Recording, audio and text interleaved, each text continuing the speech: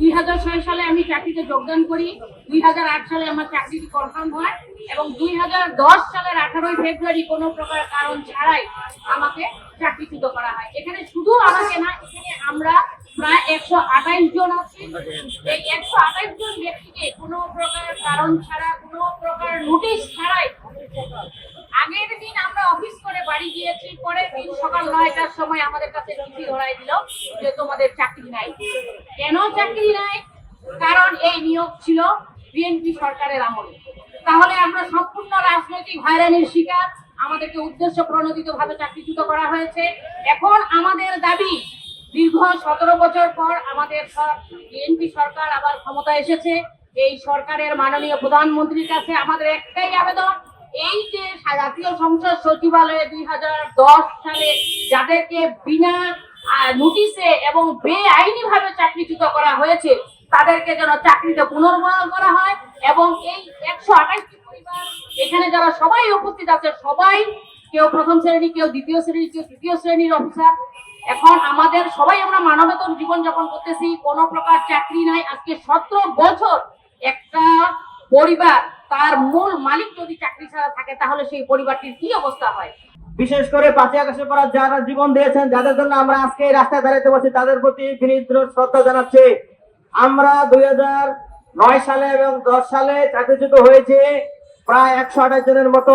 এর মধ্যে প্রথম শ্রেণী রয়েছে, তৃতীয় শ্রেণী রয়েছে, চতুর্থ শ্রেণী রয়েছে বিভিন্ন পদের। আমি ছিলাম একমাত্র প্রথম শ্রেণীর অফিসার। এমনকি আমাকেও বিনা নোটিশে কোনো প্রকার শোকজ কারণ দর্শানোর নোটিশ দেয়নি, পার্সোনাল হিয়ারিং নাই।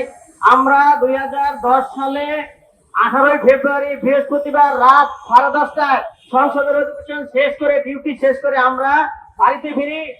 পরের দিন সকাল 8টায় যখন আমরা শুক্রবার 19 ফেব্রুয়ারি অর্থ সচিবালয় অফিসে যাই, আমাদেরকে একটা চিঠি ধরিয়ে দেওয়া হয়, চাকরিচ্যুত, আমাদের চাকরি বাতিল করা হয়েছে। এইভাবে পৃথিবীর কোন সভ্য দেশে, পৃথিবীর কোন দেশে এইভাবে কোন চাকরি যায় কিনা একটা গণতন্ত্র দেশে আমার জানা নাই। বর্তমান মাননীয় প্রধানমন্ত্রী জনাব তারেক রহমান, তিনি অনেকবার বলেছেন যে ফ্যাসিস্ট আমলে যারা বিভিন্ন ভাবে নির্যাতনের শিকার হয়েছিল, চাকরিচ্যুত হয়েছিল যাদের, তাদেরকে তিনি ক্ষমতায় আসলে চাকরিতে বহাল করবেন। কিন্তু আমরা 2 সপ্তাহ চলে গেল, আমাদের এই ব্যাপারে কোনো ধরনের আশ্বাস দেওয়া হয় নাই। এমনকি সংসদে আমাদেরকে একটু ডেকে নিয়ে সান্ত্বনা দেয় নাই। একবার সংসদ সচিবালয় আমাদেরকে দরখাস্ত করতে বললো, কিন্তু সেই দরখাস্তের কোনো আপডেট নাই। খুবই দুঃখজনক, খুবই দুঃখজনক। এটা বলার মতো না। আমার দরখাস্তের কি আপডেট, এটা জানার অধিকার আমাদের আছে। 2 বছর চাকরি প্রভিশন পিরিয়ড পার হওয়ার পরে আমাদের কনফার্মেশন হয়। কনফার্মেশন হওয়ার পরেও আমরা 2 বছর চাকরি করি, অর্থাৎ আমাদের 4 বছর চাকরি মেয়াদ। 4 বছর পর ফ্যাসিস্ট সরকার 2010 সালের 18 ফেব্রুয়ারি চাকরিটা খেয়ে ফেলে, আমাদেরকে চাকরিচ্যুত করা হয়। আসলে বাংলাদেশের আইন অনুযায়ী একটা সরকারি চাকরিচ্যুতদের চাকরিচ্যুত করতে গেলেও একটা আইন আছে। তাদেরকে পর্যায়ক্রমে শোকজ করতে হবে।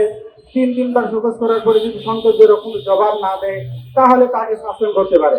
যে মাননীয় প্রধানমন্ত্রী যদি আমাদের এই বিষয়টা একটু দৃষ্টি দেন, তাহলে উনি নির্বাহী আদেশে আমাদেরকে কিন্তু জয়েন করে নিতে পারেন। এই এতগুলো পরিবারে, 100 পরিবারের জীবন বাঁচাইতে পারেন। না হলে আমাদের এই পরিবারগুলো হয়তো শেষ হয়ে যাবে, ধ্বংস হয়ে যাবে। আমরা আমাদের বাচ্চা কাচ্চাদের সেভাবে প্রতিষ্ঠিত করতে পারবো না। গ্রামের কোনো স্কুলে একটা পড়াইতে গেলে একটা মিনিমাম খরচ আছে, আমরা সেই খরচটা এখন পর্যন্ত দিতে পারতেছি না। তাই সাংবাদিক ভাই বোনেরা, আপনাদের মাধ্যমে আমি প্রধানমন্ত্রীকে বলতে চাই, আমাদের এই চাকরিগুলো আপনারা